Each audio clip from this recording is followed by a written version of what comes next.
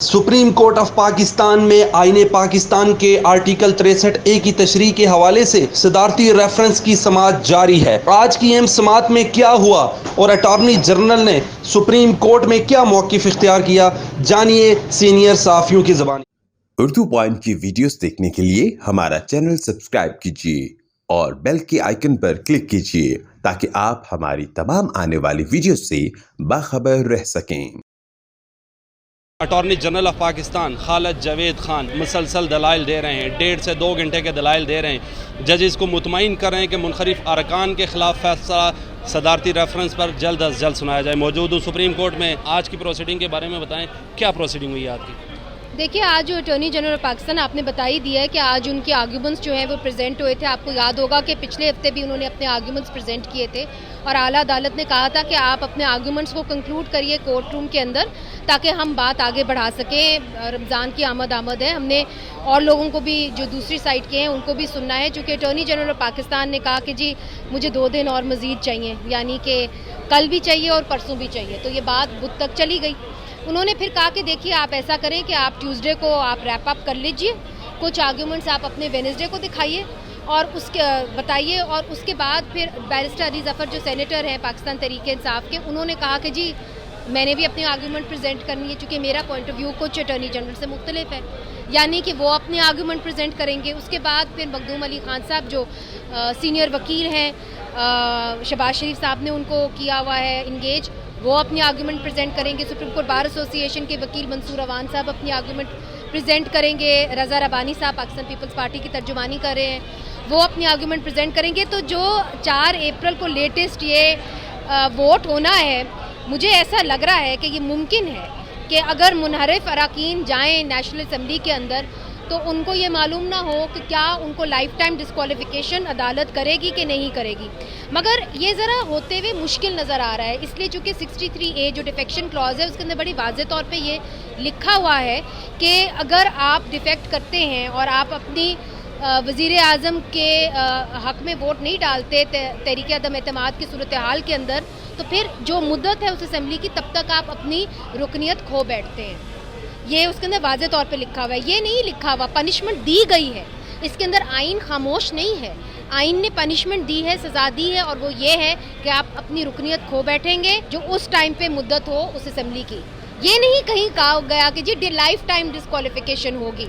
तो आज भी अदालत ने ये सवाल किया कि आप हमें ये बताइए कि क्या 63A जो है वो इतना संगीन जुर्म है कि उसके नतीजे में कोई MNA अपनी रुकनियत ज़िंदगी भर के लिए खो सकता है और फिर से इलेक्शन नहीं लड़ सकता। ये सवाल किया गया है और अटॉर्नी जनरल का ये अटेम्प्ट है कि 63A को जोड़ा जाए 62(1)(f) से, जो सादिक और अमीन का क्लॉज है, यानी वो क्वालिफिकेशन का क्लॉज है, ये डिस्क्वालिफिकेशन का क्लॉज है। ये डिस्क्वालीफाई करता है कि MNA को, वो क्वालिफाई करता है कि MNA को जी अगर आप सादिक और अमीन हैं तो आप असम्बली के अंदर आ सकते हैं। मुनहरिफ अरकान हैं, लाइफ टाइम के लिए वो नाअहल हो सकते हैं। Has a public opinion, has a journalist भी हैं, कानूनदान की बेटी भी हैं, क्या कहती है इस बारे में आप? मैं नहीं समझती। मैं समझती हूँ कि आइन जो है वो बड़ा साफ़ है, और अगर आपने आइन की रूह को चेंज करना है तो ये बात तो वाज़ेह है कि आपको 2/3 अक्सरियत चाहिए। उसी 2/3 अक्सरियत के तहत आप कॉन्स्टिट्यूशन की प्रोविजंस कर सकते हैं, मगर अदालत ने यह भी कहा है कि आइन को रूह को इंटरप्रेट करना अदालत का काम है। मेरे साथ मौजूद हैं सीनियर कोर्ट रिपोर्टर हसनात मलिक साहब। बहुत शुक्रिया हसनात साहब, आप तो लेजेंड हैं इस मामले में, बड़े अरसे से कवर कर रहे हैं सुप्रीम कोर्ट के। आज की प्रोसीडिंग के बारे में बताएं और सिंध हाउस पर जो हमला हुआ था उसके बारे में बताएं। देखिए, बेंच तो मैं जो देख रहा हूँ वहाँ एक कन्फ्लिक्टिंग ऑब्जर्वेशन आ रही हैं, मतलब डिवीज़न है। कोई ऐसा नहीं लग रहा कि बेंच जो है एक ही लाइन और लेंथ पे जा रहा हो। 2 जजेस, खासकर एक जज की जो फोकस है वो ये है कि सिस्टम को और पॉलिटिकल पार्टीज़ को मजबूत करना, और जो डिफेक्शन है ये नेगेटिव मीनिंग में आती है कि पॉजिटिव मीनिंग में नहीं आती। डिफेक्शन डूबियस है, यानी आप किसी और पार्टी को वोट, यानी इस तरह 63A में जिस तरह प्राइम मिनिस्टर नो कॉन्फिडेंस में देते हैं तो ये डिफेक्शन होती है। तो ये डिफेक्शन नेगेटिव मीनिंग में आती है, पॉजिटिव, और ये सिस्टम को ख़राब करती है। और अगर एक आदमी जो है वो इंसेंटिव लेके इस तरह जो है वो 63A की वायलेशन करता है तो क्या उस पर 62(1)(f) अप्लाई, यानी ताहयात नैली होती है या नहीं? آج تاحیات نیلی پہ بات ہو رہی تھی. تاہم جو دو ججز ہیں جسٹس جمال مندوخیل اور جسٹس مظہر عالمی خیل, ان کی طرف سے یہ تھا کہ اگر کوئی ایشو ہے 63A میں سمپل ڈی سیٹ کا ہے, اگر آپ کی یہ خواہش ہے کہ تاحیات نیلی تو آپ جائیں پارلیمنٹ میں قانون کی ترمیم کر لیں اور تاحیات کر لیں.